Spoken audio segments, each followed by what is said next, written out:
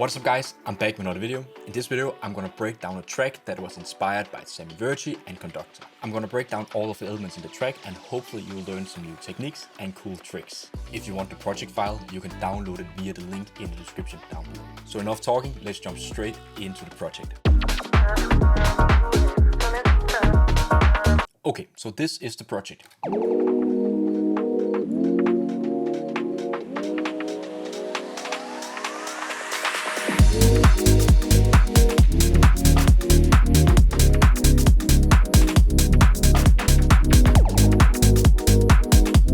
Like really vibey, and yeah, it just has a really cool vibe to it. So as you can see, I'm trying to color code everything that I do. So all of these blue elements are the drums. Then I have some of the melodic components, the chords, the small melodies, and then I have a bass line.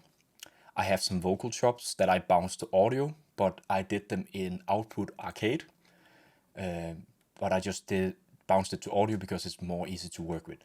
And then we have some FX down here.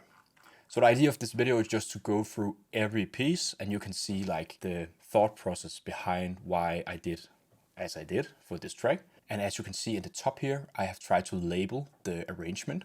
So we have like an intro here. Then we have a drop 1, the A part, and then a drop 1 B part. And the B part is because it's changing a little bit with the melodies and adding some more drums.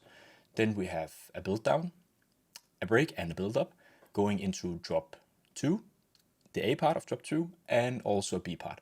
And then I have a small bridge just to change the track a little bit here, introducing the third drop of the track, and then a small outro. And all of these automation clips in the top here are doing some stuff on the master bus, but I'm gonna go through them later. So let's just loop this part. Then I have a kick drum, going like a 4/4 rhythm, but adding some small notes to drive a kind of more rhythmic groove. And as you can see, like this one here is kind of swung. So it's not completely straight to the grid. And that's how it gives that like more swingy kind of feel to the drums. Processing wise, there's actually just a soft clipper here. And I'm using this to drive more gain into the soft clipper because it's adding a little bit like some distortion elements that I really like. And it adds some more punch to the kick drum, in my opinion. So that's actually it for the kick. Then moving on to the clap. It's actually two claps. So we have like this straight clap here. And then you have like some ghost notes here, trying to do like also more to the rhythm.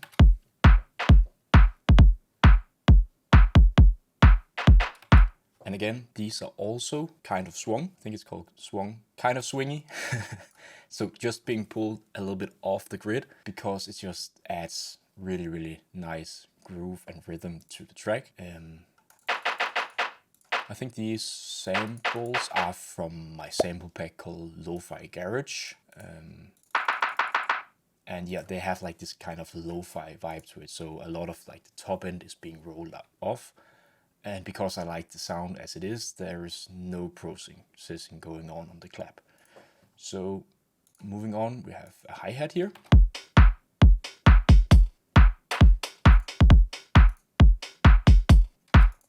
So it's actually like a quiet open hi-hat,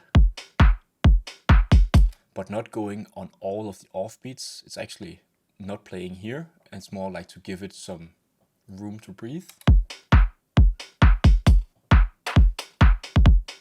And I think it's because some other percussion elements are playing in this area, so it's just to make room for stuff. And then we have like another closed hi-hat here.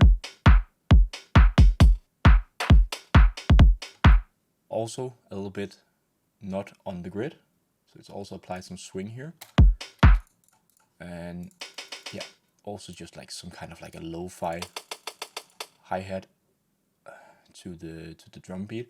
And then I'm panning like the different hi-hats to the left and to the right, just to not having them to play dead in the center, and it's spreading out the drums a little bit more. And it gives like a nice natural kind of stereo feel to the drums, in my opinion. Then I like to use loops, especially for drums, and to layer my drum patterns with loops made by other artists or from sample packs, because it just adds a little bit more. So I have this one here, like a really cool like shaker kind of hi-hat loop with a small clap, and it just adds the nice little details to this drum loop. So take a listen.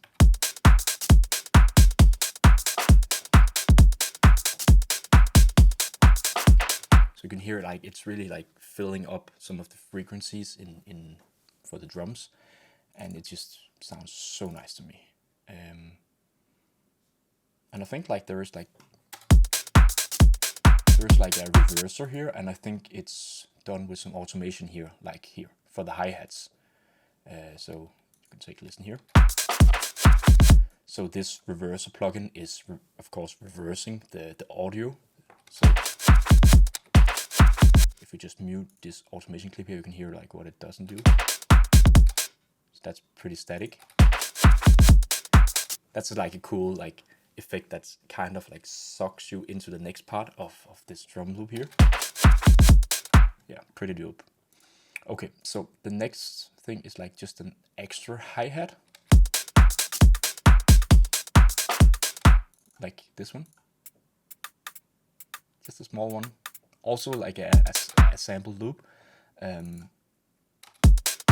it's also being routed to the same mixer track as the other hi-hat components, and I haven't done any processing because they just sound great on its own. So if it sounds great, don't try to fix it with some effects and stuff. Just move on with the production. That's one of the best tips that I can give you. Then I have like another loop here.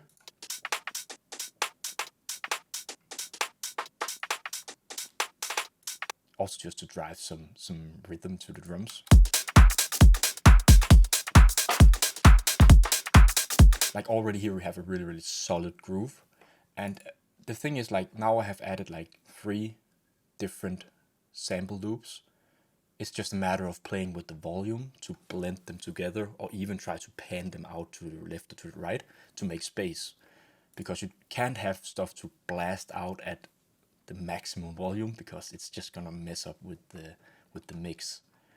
Okay, and I said like I had like this reverser plugin here, just reversing the hi-hats. Okay, so the next thing is I have like some dotted perks here.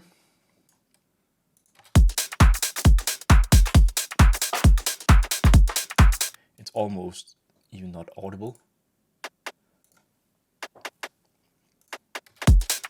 It's just adding a little bit more groove. Awesome. Then I have some more percussion here.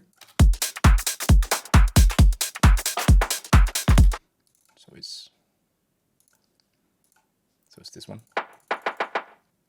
Also something a little bit more lo-fi. Yes. And then another drum loop.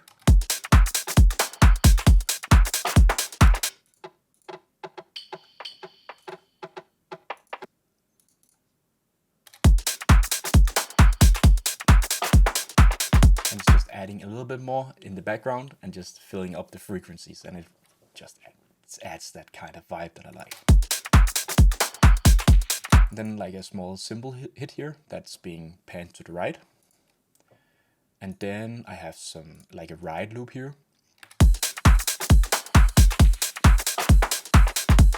Just going on every downbeat. And for this ride, I haven't even done it here, but sometimes when I'm doing my rides, I like to add like an auto panner on it, so it's panning from left to right, just to add some interesting movement. But I think I just thought like it wasn't necessary for this track. Okay, and then I have some drum fills here, so right here. Awesome. And then this one here.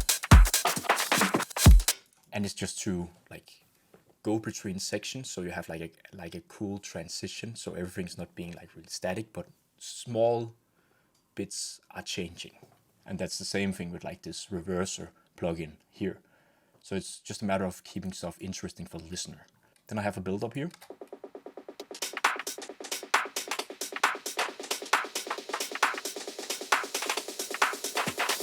And it's just taken from a sample pack because I didn't want to spend time on doing this, so I was kind of lazy, but it just works in the track.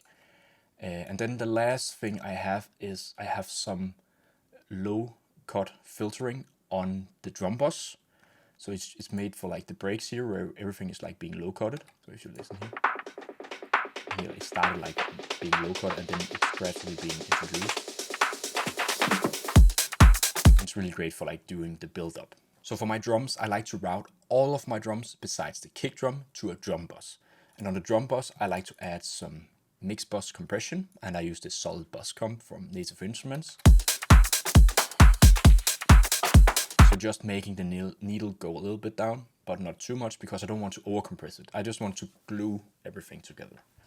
And then I have some EQing from in the plugin Neutron.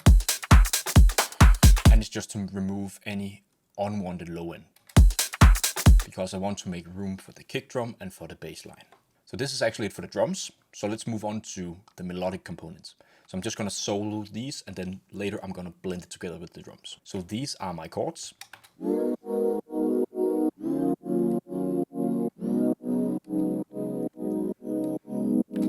Okay, so the chords are actually the most important element in this track besides the drums, because it just has that really like lo-fi dope vibe to it. And it's done in Serum.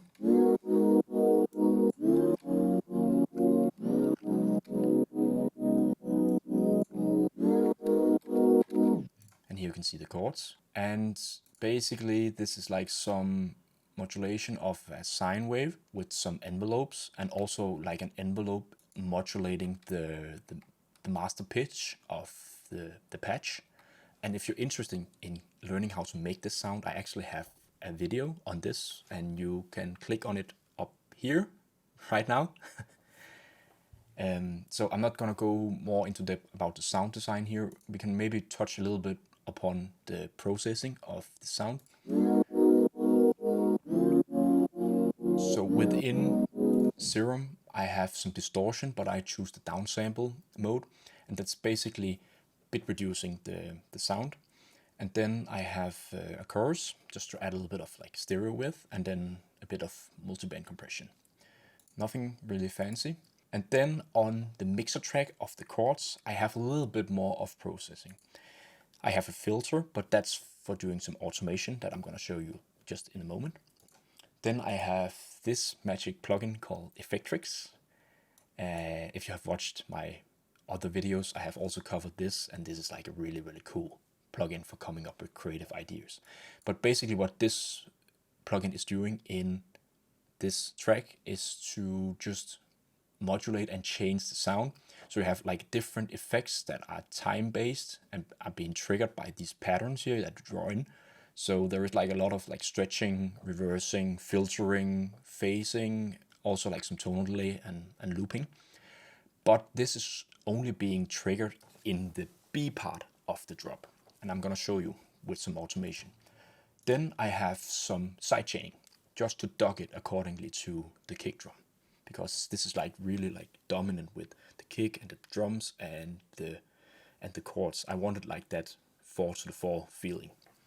And then I have like a tape stop effect also being triggered by an automation clip. So let's jump into the automation clips. So here, the first automation clip is just to mute the sidechain in the intro and the build up, because I don't want it to dock here. Then I want it to like just be normal without being sidechain. But then here in the drop where the kick is being played, then the sidechain is being enabled. So this is what this automation does. Then I have some filtering, and it's being done in the intro and the build down and build up, just to low pass the sound.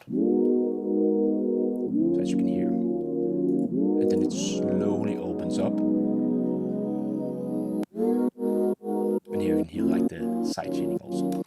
Then I have like a tape stop here, because I want to like to change in when it's going, like when it's transitioning into another section and into the drop B part. Then I want to like have this effect. Really cool. And then the last thing here is the Effectrix. So Effectrix is being enabled here in this section in the drop B part, because now it's doing some extra cool stuff to the sound. So if you take a listen here.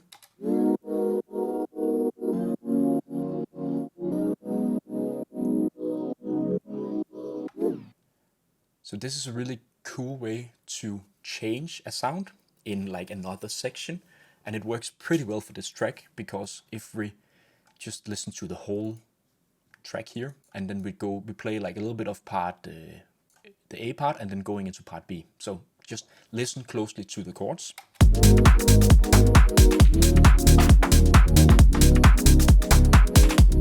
And then we go into part B.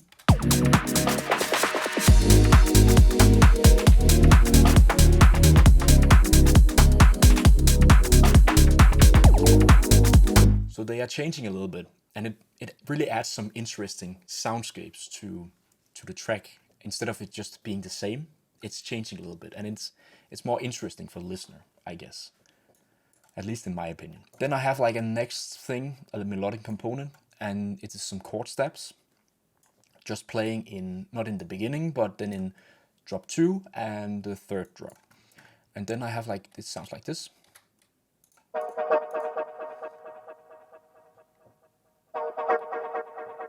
And this is basically, I think it's a Serum preset, yeah. It's just like a short, plucky kind of sound with like a little bit of attack to the filter, so it's being rounded off a little bit.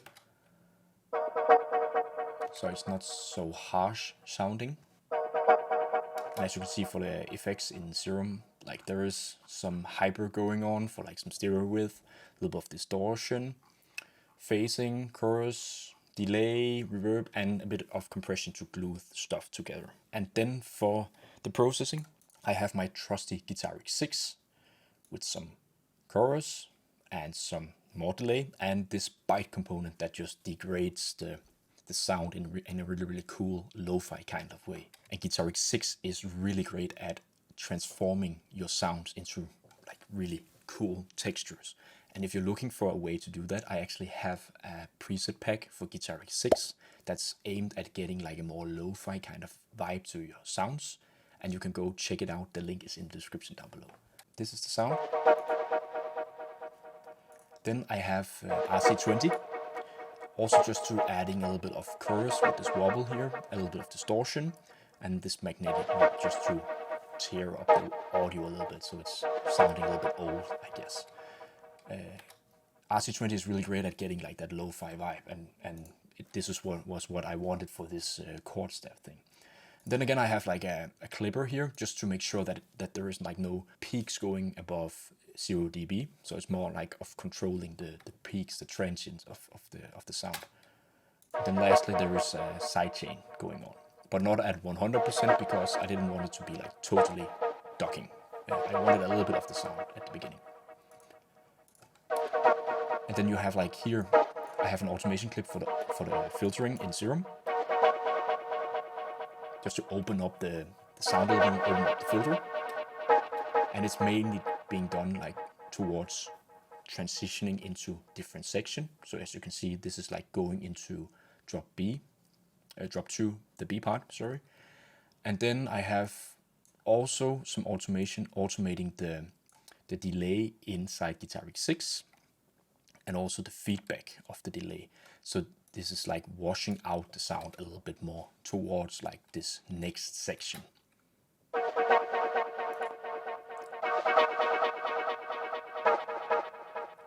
So it gets like that really cool tail to the chord steps.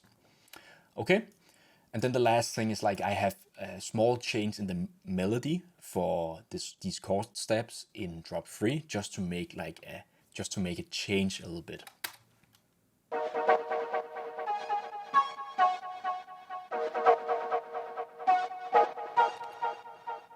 So it's just adding a little bit. So that's pretty cool. Okay, so I have 2 elements left for the melodic components. This is just like a reversed organ swell. It just sounds like this. And this is just to go through sections, just to transition between the sections. It just gives like that really, really cool sweep. And then lastly, I have just a melody here playing.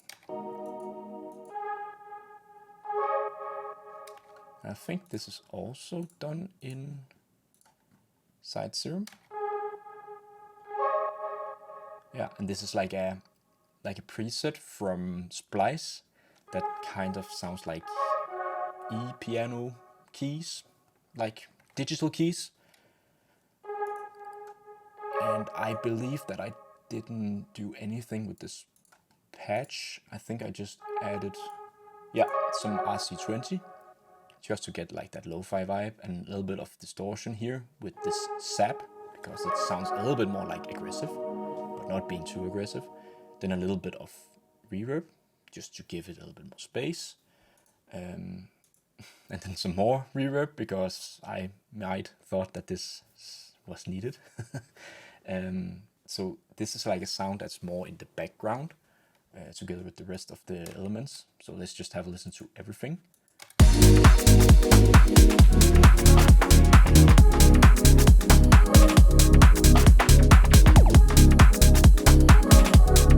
So it's just laying there in the background, and it really like adds a little bit extra texture to the sound and to the whole track.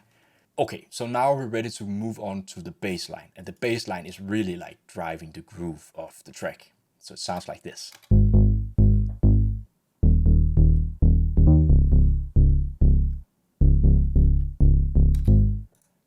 So you can just have a little, like you can just see the MIDI clip here.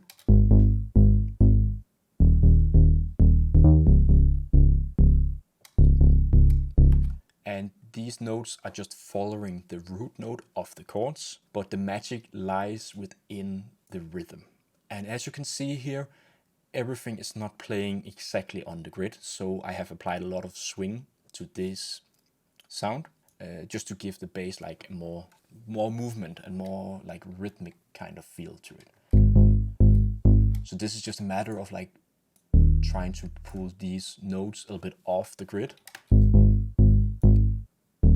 And the small tip is just to, like in FL Studio, just make like the snapping like not to the grid, so you can just drag it according to where you want. And this really works. Either you can go for some swing presets in FL Studio, or you can just do this manually. Like I think the result is like either way really great. For the sound, I have used Monarch within Reactor by Native Instruments. And I believe this is a modulation of a Moog hardware synthesizer. And the reason why I like to use this is it just generates some really, really, really cool bass sounds. To be honest, I think I use this 80% of the time whenever I'm doing some of my tracks, because it just has really, really also cool like low end to it. Okay, let's see if there are any processing on the bass, and there's actually no processing, only some side chaining that I'm doing with the Fruity limiter. So I have my kick drum here on a separate channel, and that's why I want to have it on a separate channel, not routing into the drum bus with all the other drum elements. It's because I want a little bit more control of the kick drum. And the kick drum is putting a sidechain input signal into the bass line, because then you can draw up like a Fruity limiter, and then you can go to compressor, and you can actually select the kick drum as a sidechain input, and then you can actually make the compressor act as a like sidechaining plugin, I guess. And the reason why I use this instead of using Volume Shaper that you have seen I've done on other elements in this track is because the kick drum is not playing only at every like 4 to the 4. So sometimes where it's like not when it's playing on a 16, then the bass line can interfere with the kick and adding some unwanted clipping, and the transients are gonna fight for space. And this is a great way of docking the bass line every time the kick is being playing. So if we just listen to, let's just listen to the track, and then you can see inside Fruity Limiter, you can see like whenever it's docking, and that's everywhere the kick is playing.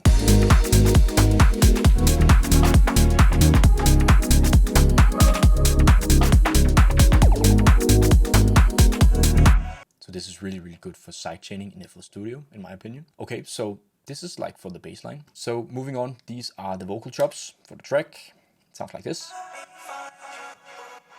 And these are taken from output arcade and then bounced to audio, because I just want to do that way. It's a little bit easier for me not to have too many options. And for the vocal chops, I have added a Fruity filter, and the Fruity filter is for this automation here, so it's gradually introducing the vocals into the drop to B part. Yeah, so it's just like a small transition thing. Then I have Guitar X6 again, and here it's doing like a really, really like crazy patch with some chorus, grain delay, which are pitched up 12 semitone to give like that high-pitched sound to the vocals. So if you take a listen here, there are like some small bits, audio bits in the top end. Yeah, just barely audible, but it just adds a little bit to the vocals. Then I add like a phaser just to make the vocals move a little bit. Then some delay and a reverb just to give it some space and some width. Next, I have Fruity EQ, and it's mainly to remove some of the low end and a little bit of the high end. And it's basically because every time I add a lot of creative plugins and effects, it can generate some low end rumble. So not that much for this sound, but I just wanted to be completely sure. And then I removed a little bit of the high end because I didn't want it to be like that polished. I wanted to have like that more lo-fi kind of gritty vibe to the vocals. So yeah, that's actually it for the vocals. Yeah.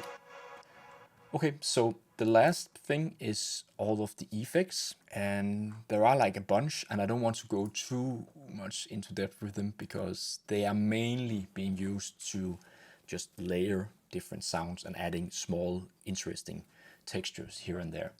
So the first thing is just like some texture that are playing in the background. Just gonna crank up the volume so you can hear it.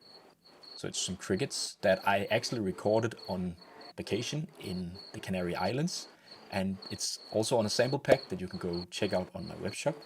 The reason why I like to use these like recorded field recordings in my tracks is because they add some awesome textures in the frequency range, and these are just being played really, really, really far back in the mix, but it's just adding a vibe.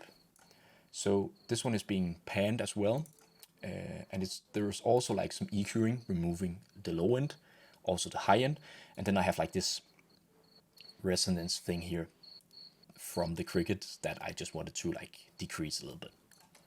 And then I have some panning in shaper box, and it's following a pattern, so it's like panning according to the pattern, and then it's put into an unsync mode. So this is like more randomly being panned left to the right. So it's adding like an extra kind of effect to this texture. And then the mix is not being put on 100% because then it's like doing like a hard panning, and I don't want to do that. It's more like a subtle thing. And then I have some sidechaining just to dock it accordingly to the kick drum, so it's not messing with the kick drum. And then I'm layering it with another field recording. And this is like something from the shopping center, I guess, also on the Canary Islands. And it's just awesome. It's just being panned to the left, and it's just adding like also a little bit more texture. And then like a cassette noise here, also just to add something.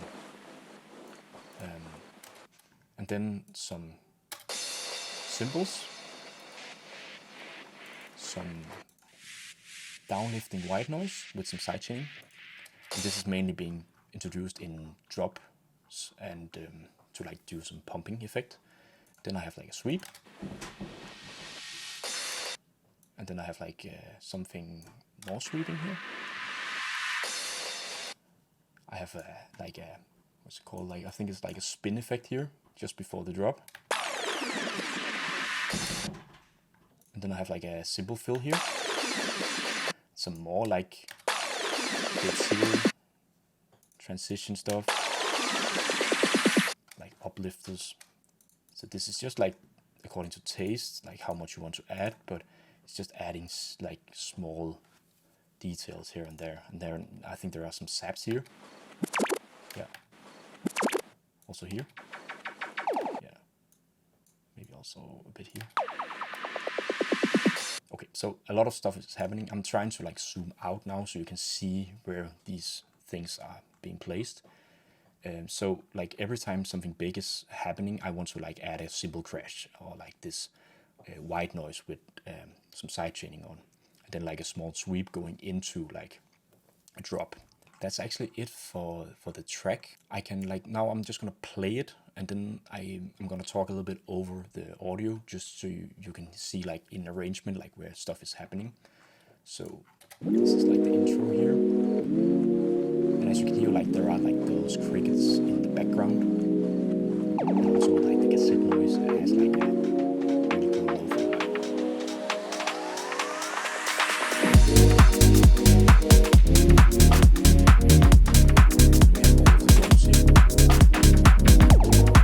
And now like the reverse thing here.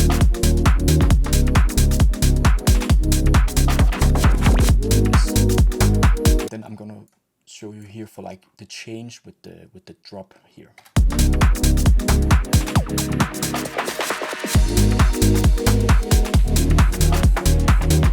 So now the vocal is being introduced and the ride loop is being enabled, and a little bit more of percussion here. So you hear like the change that it makes.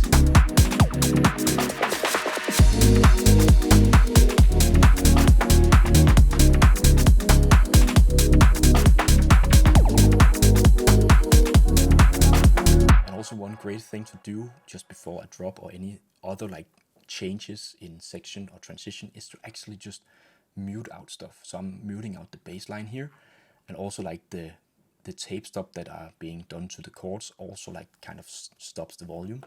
And also here you can see like there are some gaps in the kick drum and the hi-hat. So it's kind of like it sounds more impactful with the drop, the B part. So just take a listen here.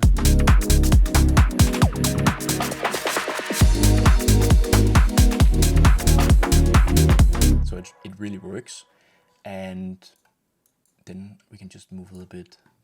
So this is so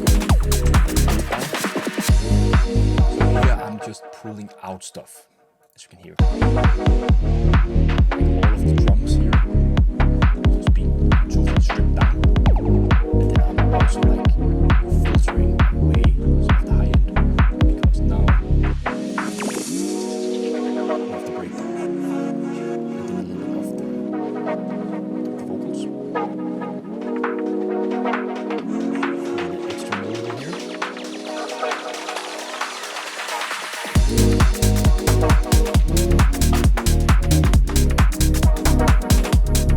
And then going back into the second drop. And then I actually want to tell a little bit more about like these master automation effects. So the first one is just a volume automation. So it's actually just reducing the volume just before the drop, so it hits a little bit harder. And it's just done with a simple volume plugin. So this is just decreasing the volume just before the drop. Then I have like a secret tip, and this is actually to reduce the stereo width just before the drop. So I'm using kilohertz stereo, and I'm just reducing the width just before the drop, and it kind of like it grabs the listener's attention, because then the sound is getting closer to mono, and when the drop hits, it feels more wide, even though like I haven't done it any wider in the drop. It's the same. So the next thing is that I'm doing like a high pass filter just towards the drop for the build up, just to like remove some of the low end, and it kind of adds a little bit more tension before the drop. And the cool thing of doing like a high pass is to do it into some delays, because it just sounds really, really cool. And then for the delay, this wet knob is just being automated here. So if we just take a listen to the build up here, everything. Listen to the stereo field.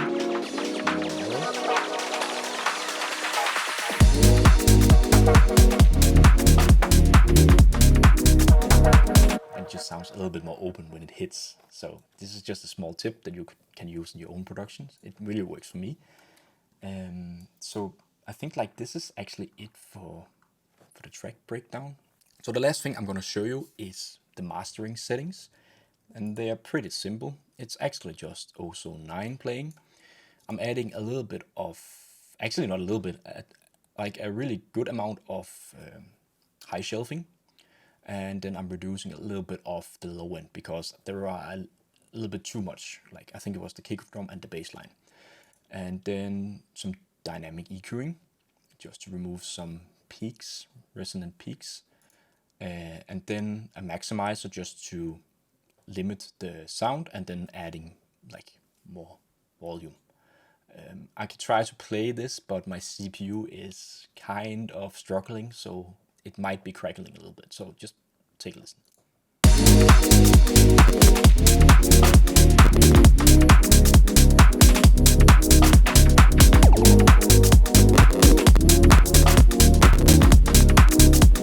Yeah, so not that much of crazy stuff. So that's actually it for the breakdown, and I really hope you liked it. If you're interested in getting this FL Studio project, you can go to Scraps Audio and download the complete project, and then you can like see everything that I have done, all of like the details, all of the presets in Serum, and all of the other adjustments that I have done in the effects and stuff. So you can go in the link in the description down below. Okay guys, that's it for this video. I really hope you learned some new techniques and some cool tricks with this track breakdown. I know this video was a little bit long, but I just wanted to go into depth with as much of this stuff as possible. If you like this video, it means so much to me if you will smash that like button or even subscribe to the channel. And if you're looking for some more sound inspiration for your project, you can go check out my sample packs and preset packs on my web shop. The link is in the description down below. So I hope to see you in the next video. Take care. Peace.